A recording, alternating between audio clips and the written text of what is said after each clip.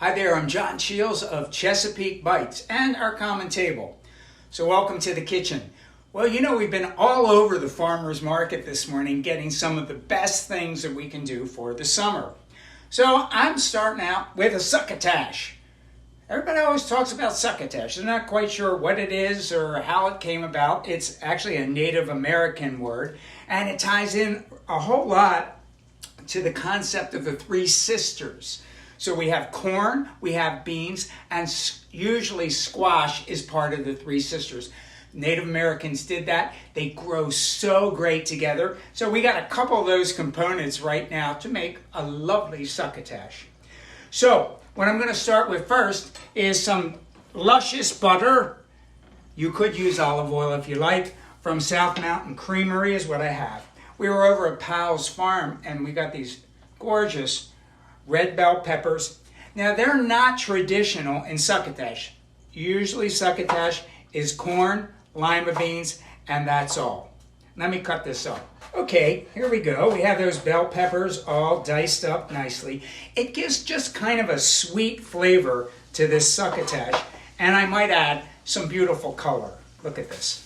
Get that in there. And we're just going to saute those a little briefly, right?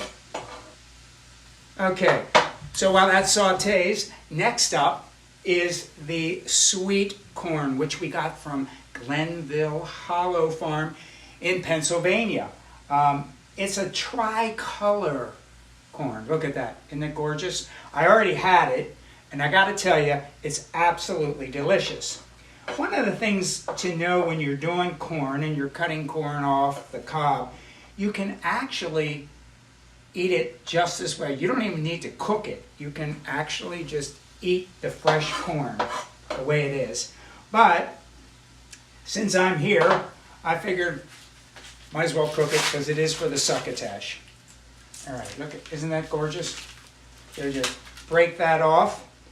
Get a little bit of the corn silk off. Look, we got a bunch of that here. And then I'm just going to I take the bottom off a little bit. That makes it easy for it to sit up, and you can cut the corn off the top, just like that. That's just a little corn cutting tip. When I'm cutting it, I'm not cutting deep into the cob. I'm just going very gently down the edge. That's all you want to do. You just want to get the kernels off there. And take that, slip that right into the pot with the melted butter, the sweet bell peppers, and give this a little bit of a stir here. I'm going to turn up the heat. So sometimes people will actually put a little bit of onion into their succotash. Again, it's not traditional, but if you wanted to do it, do it. I was over at the market and I got some of Max Degree's spices. They do a marvelous job, and they have this one that is a wood-smoked red onion. So I thought, we'll put a little bit of that in as well, just to give that kind of smoky flavor and a little bit of onion. I have some kosher salt and cracked black pepper, put a little bit of that in. And now I'm going to put in my lima beans. Now, every year at the market, it's kind of a seasonal thing, and so I got these last year and froze them. It's always good to, when you can get fresh beans or peas or anything, get a lot of them when they're in season, and then you can freeze them. All right, there we go. Now we're just going to let all this simmer together for a second. Okay, we're just about there.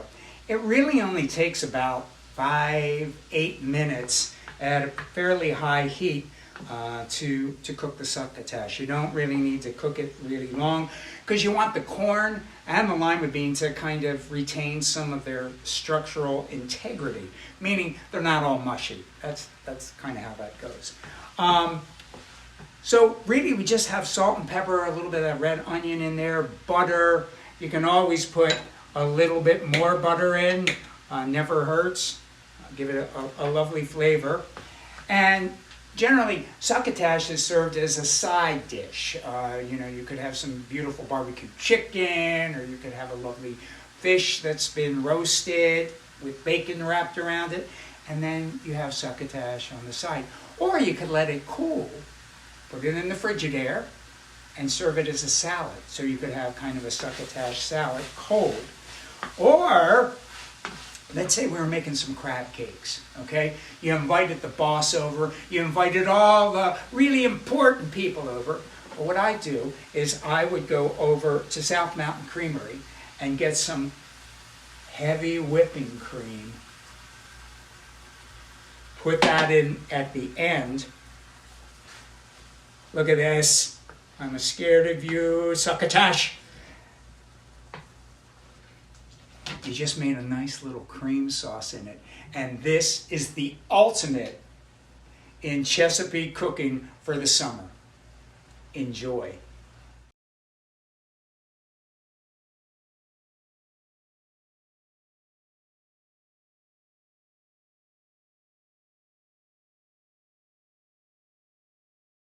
Thanks so much for watching. We hope that you got some ideas to recreate in your own kitchen and learned a little something along the way.